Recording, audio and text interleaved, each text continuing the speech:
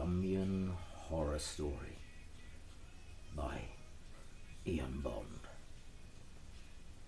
5 friends, Manuel, Ricardo, Consuelo, Camilo and Patricia, all live in a small city called Armenia in the middle of Colombia. They have only been friends for a short time because they met in an English class. There is nothing special about the class. There is nothing special about the teacher. And there's nothing strange about these 5 people. However, last week, something very strange happened to all of the people involved. Something which will change their lives forever. During their class, Camilo received a mysterious phone call, and he seemed to go white as he murmured, "Yes, no, yes, no, okay," quietly into the phone.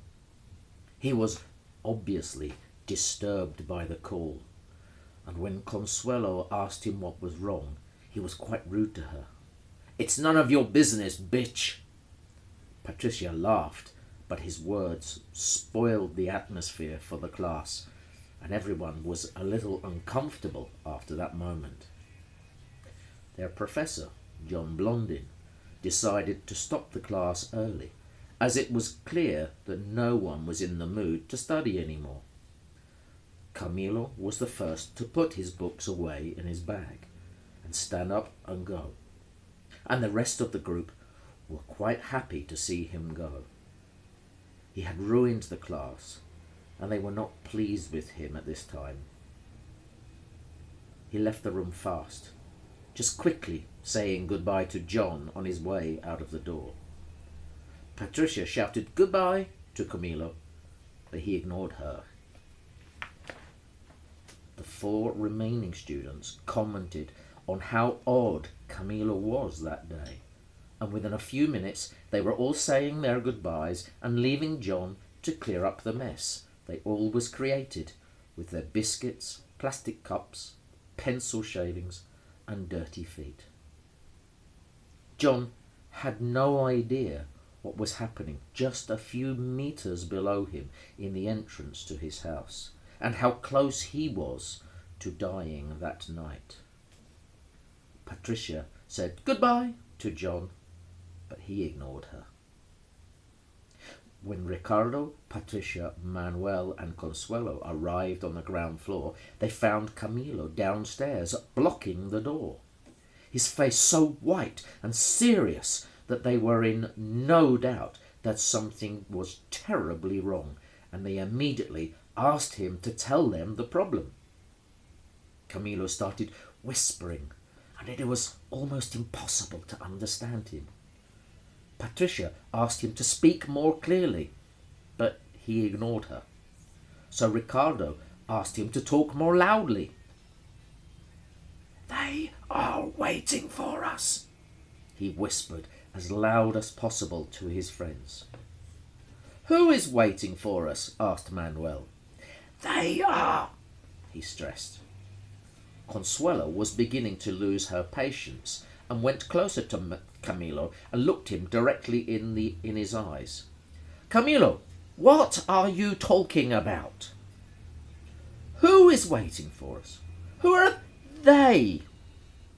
Camilo looked even more nervous, and he even seemed more scared to contemplate telling them the full story. Patricia asked him again, but he ignored her. Finally, he took a deep breath and said, "The night killers are here. They have found me. It was the night killers who called me, and they said that they knew where I was. And it's true. I just opened the door, and they are out there. They are sitting in the shadows on the other side of the street. They told me on the phone that they will kill anyone who has had contact with me in the last hour. They can smell like dogs. They know you were with me. They're going to kill you all too. And John is going to die. I can't stop them. We're all going to die. Patricia looked scared, but no one noticed. Consuelo started to scream hysterically, and Patricia hit her hard across her face. But she continued screaming, so Ricardo hit her harder on the back of the head. But she continued to scream, which caused Manuel to go up to her and punch her full on the face, until blood started pouring out of her nose. Ricardo was so shocked by the sight of the blood that he fainted and fell to the floor, which caused Consuelo to start screaming again. So Camilo decided to hit her a few times to see if he could make her be quiet. Patricia told Camilo to stop, but he ignored her. Finally, Consuelo's mouth was so swollen from being hit by her friends that she was not able to make any more noise. And the three men were finally able to have a sensible conversation about their options without her irrational shouting annoying them any more. Ricardo woke up and asked what was happening. Manuel checked his eyes and said he must have banged his head on the wall when he fainted, because now he couldn't remember anything. Ricardo has temporary amnesia.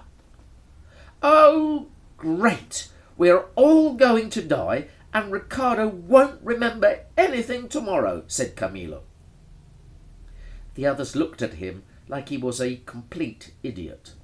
Even Consuelo, who could not speak, made noises which suggested that Camilo was more stupid than he looked.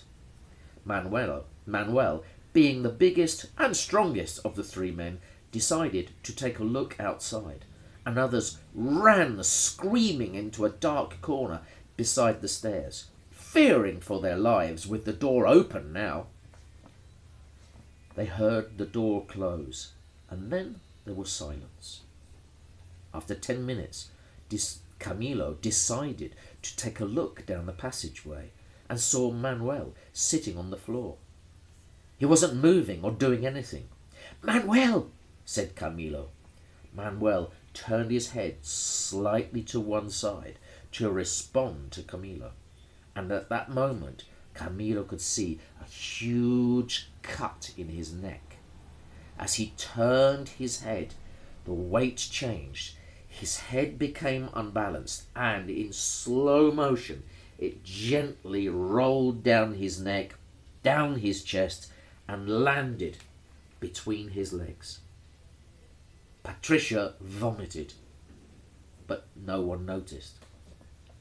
Manuel's eyes continued to look up at Camilo, who was now completely frozen and unable to speak. Manuel's lips began to move. "You're all going to die tonight," he said as he took his last useless breath. Just then, John Blondin appeared at the top of the stairs and looked at the group of people down below. "Hey guys, what are you all doing? Why are you still here? I'm making pizzas. Does anyone want some?" And with that, the four friends all shouted, "Yes, please!"